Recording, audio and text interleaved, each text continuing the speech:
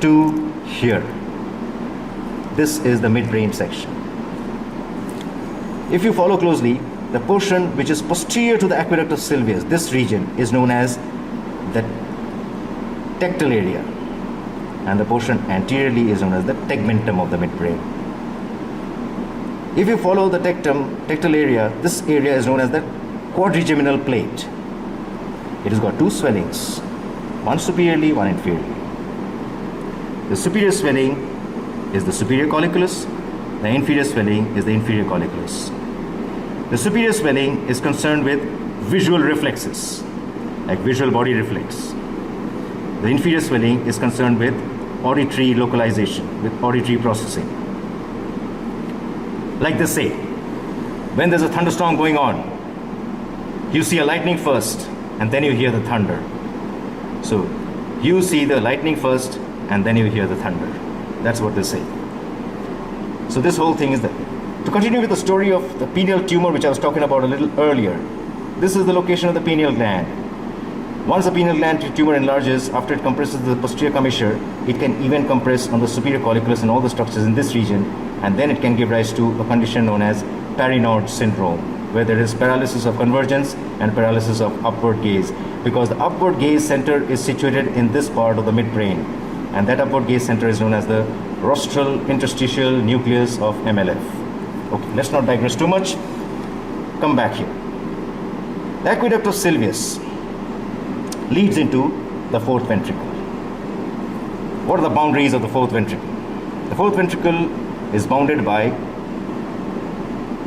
the pons in its upper half, medulla in its lower half anteriorly. Posteriorly, it is bounded by a tent-shaped roof consisting of an upper half and a lower half. The upper half of the tent-shaped roof is known as the superior medullary velum, which is a thin sheet of gray and white matter. And the inferior half of the tent-shaped roof is called the inferior medullary velum, which does not contain any neural tissue. It contains only pia major and ependyma, that's all. So this is the boundary of the fourth ventricle. This is the floor of the fourth ventricle, which is also known as the rhomboid fossa. We can see only one half of it because this is a sagittal section. And as I told you a little while back, upper half of the floor is formed by the pons, the lower half of the floor is formed by the posterior surface of the medulla. If you look closely, this front-like structure which you see here, this is the choroid plexus of the fourth ventricle. The choroid plexus of the fourth ventricle is situated only in the inferior medullary velum. The superior medullary velum does not contain any choroid plexus. So this is the choroid plexus. And what is also seen here is this opening where my probe is situated right now. This is the location. This is the location of the foramen of Magendai. What is the foramen of Magendai? It is the foramen, midline foramen, through which the fourth ventricle communicates with the cerebellomedullary cistern, subarachnoid cistern. This is the foramen of Magendai. Laterally will be situated the foramen of Luschka. The foramen of Luschka will be situated further laterally. That is also known as the pontomedullary cistern, or the pontomedullary cerebellopontine angle cistern. Okay. So these are the structures which constitute the components of the ventricular system. Now I'll say a few words about all the other structures which are visible in this particular dissection.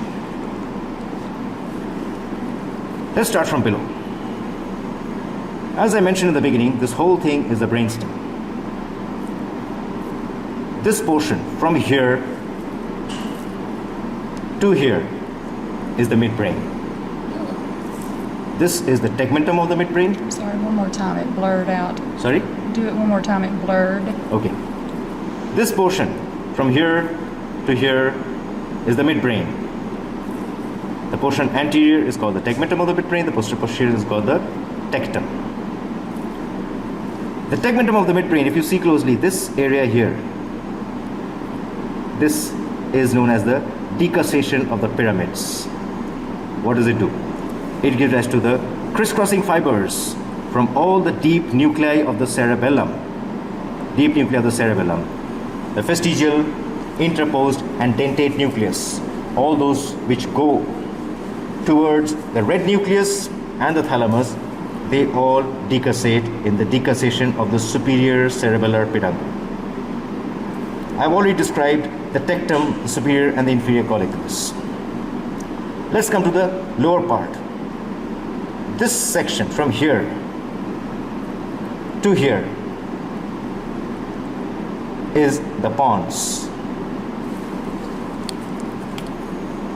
The anterior portion of the pons is known as the basilar part of the pons.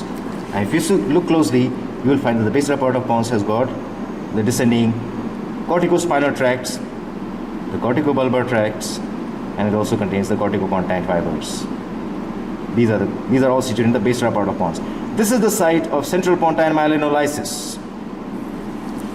The portion posteriorly is known as the tegmentum of the pons, which is continuous with the tegmentum of the midbrain.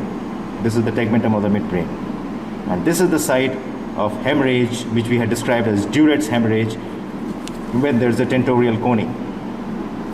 Incidentally, if you follow this up, you will find that the tegmentum of the midbrain becomes continuous with the hypothalamus and the thalamus. Or to put it the other way around, the thalamus and the hypothalamus becomes continuous inferiorly with the tegmentum of the midbrain, which is continuous with the tegmentum of the pons. And finally, this is the medulla. Most of the medulla has been cut here, but if I were to trace these fibers down, then this portion would have been the pyramids of the medulla, which contains the corticospinal tracts. So these are the structures in the midbrain, brainstem. This portion that we see here, this is the vermis of the cerebellum, the cut section of the vermis of the cerebellum. And if you take a good look at this, you'll find that this has got a central core of white matter with multiple fronds of gray matter. This is known as the arbor vitae, or the tree of life. This is referred to as the arbor. This cut appearance is called the arbor vitae, or the tree of life, consisting of a central core of white matter with a surrounding rim of gray matter. It has got several components. We shall not describe them. They are not important for us at this stage. Let us continue. This thin membrane that we see here, this is the septum pellucidum. What is the septum pellucidum? It is composed, it's a thin double layer membrane. It is composed of ependyma on either side and a thin double layer of ependyma with a slit-like space in between. This septum pellucidum stretches between the fornix here, this is the fornix, and the body and the genu of corpus callosum. This septum pellucidum separates one lateral ventricle from the other lateral ventricle. And as we have already mentioned, this is the interventricular foramen of Monro. So this is the structure here. This is our corpus callosum. This is the rostrum of the corpus callosum. This thin inferior most limit. The rostrum continues up as the genu of the corpus callosum.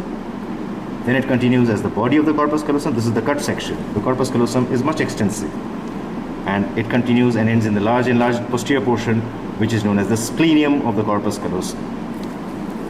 Take a good hard look at this structure here, this space to be more precise. This triangular space that we see here, this is known as the cistern of the great cerebral vein of Galen, or the cerebellomedullary cistern. Sorry, correct me, not cerebellomedullary. This is known as the great cistern of the great cerebral vein of Galen. This is bounded anteriorly by the tectum of the midbrain. Superiorly, it is bounded by the splenium of the corpus callosum, and inferiorly, it is bounded by the cerebellum. This cistern contains the great cerebral vein. The great cerebral vein of Galen runs under this. Okay.